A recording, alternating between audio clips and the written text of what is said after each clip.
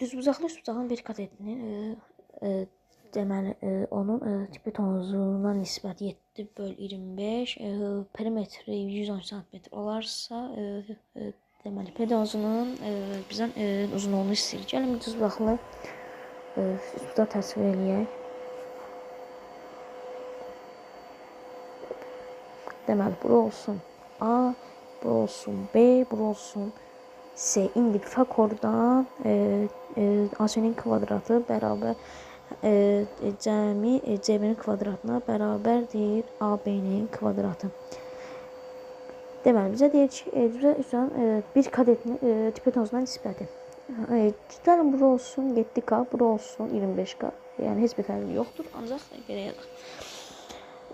Deməli buradan 49K kvadrat plus CB kvadrat bərabərdir 625K kvadrat. Buradan da CB kvadratı deməli bərabərdir 576-ya. Buradan da CB bərabər olacaq 24K-ya.